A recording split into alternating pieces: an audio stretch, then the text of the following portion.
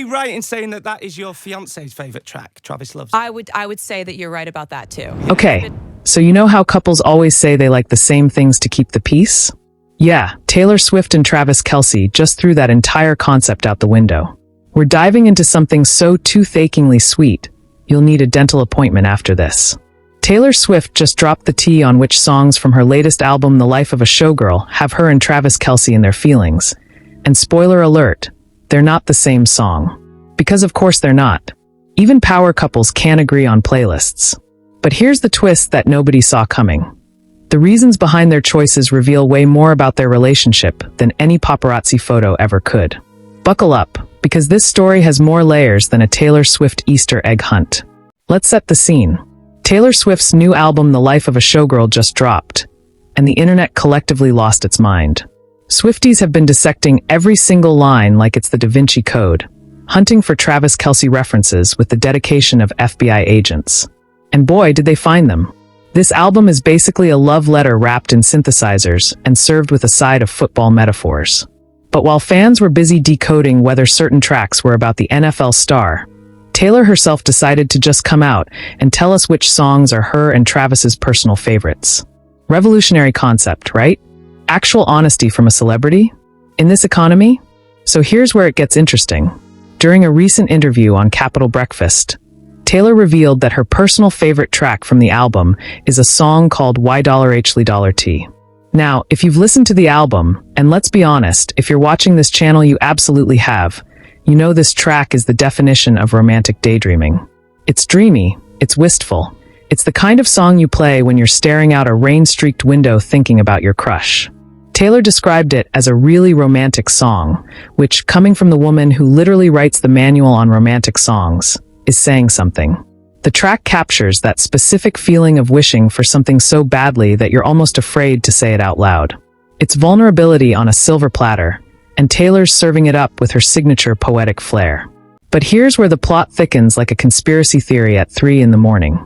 Travis Kelce's favorite song? Completely different. The NFL tight end is apparently obsessed with a track called Opalite, and Taylor confirmed this during the same interview, saying he absolutely loves it. Now, before you think this is just a cute couple disagreeing on music taste, let's talk about why Opalite hits different for Travis. Taylor revealed that she became fixated on the word opalite after learning it's a man-made opal. And here's the kicker. Travis's birthstone is opal. She's literally been thinking about his birthstone and weaving it into her music. If that's not the most Taylor Swift thing you've ever heard, I don't know what is. The woman turns gemology into Grammy-worthy content. Now, let's zoom out for a second and talk about what these song choices actually tell us. Taylor's pick, WihLih Li, is all about that early relationship energy, where everything feels like magic and you can't quite believe this person exists. It's the honeymoon phase crystallized into 3.5 minutes of pure dopamine. Meanwhile, Travis gravitates toward Opalite, a track that's reportedly more grounded, more real, more about partnership and showing up for each other. It's like Taylor's still floating in the clouds while Travis is building the foundation. And honestly, that balance is probably exactly why they work. But wait, it gets even better. The internet, being the internet, immediately started analyzing the deeper meaning behind these choices. Some fans pointed out that WihLih Li contains references to wishing for a best friend you also happen to find attractive, which is basically the plot of every romantic comedy ever, but make it Taylor Swift. Others noted that Opalite's themes of transformation and authenticity mirror Travis's own journey from NFL star to pop culture fixture. The man went from catching footballs to catching flights to Taylor's international tour dates. Character development we love to see. Here's what's fascinating about this whole situation. We're living in an era where celebrity couples usually keep everything under lock and key, communicating exclusively through cryptic Instagram stories and carefully staged paparazzi walks. But Taylor and Travis? They're out here having genuine favorite songs, talking about birthstones, and basically giving us a masterclass in how to be famous and in love without losing your minds. It's refreshing. It's unexpected. It's the kind of authenticity that makes you remember these are actual human beings with Spotify playlists and inside jokes. And let's talk about the album itself for a hot second. The Life of a Showgirl is packed with references to Travis that fans have been cataloging with the precision of ancient librarians. From opening tracks that allegedly reference how they met to deep cuts about finding love when you least expect it, this album is basically Taylor's way of saying, "Yes, I'm happy, deal with it," to everyone who's been speculating about her love life since approximately 2008.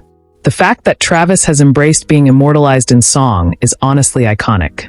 Not every partner could handle being dissected by millions of fans, but Travis is out here vibing to songs about himself like it's the most normal thing in the world. Here's the part that's going to make you think. These different song preferences actually reveal something profound about how relationships work.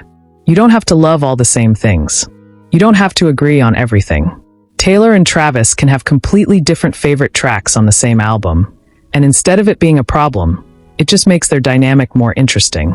It's a reminder that compatibility isn't about being identical. It's about appreciating what the other person brings to the table. Taylor brings the dreamy romanticism. Travis brings the grounded appreciation. Together, they're basically covering all the bases. Pun absolutely intended, because football references are mandatory at this point. The timing of this revelation is also pretty perfect. Right as the world is dissecting every frame of them together at games, every handhold, every smile, Taylor just casually drops this information that shows the real relationship happening behind the scenes.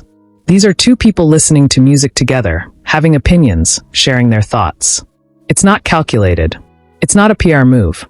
It's just them being a couple who happens to exist on a global stage. And somehow, that makes it more relatable than any scripted reality show ever could.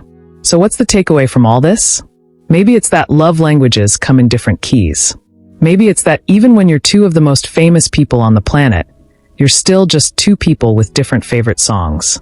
Or maybe, just maybe, it's that we're all a little bit obsessed with watching two people be genuinely happy together, because in a world that feels increasingly chaotic, seeing someone find their person and write beautiful music about it is the kind of hope we didn't know we needed. Taylor's got her romantic WihLih Li. Travis has his meaningful Opalite. And we've got front row seats to one of the most documented love stories of our generation, complete with a killer soundtrack.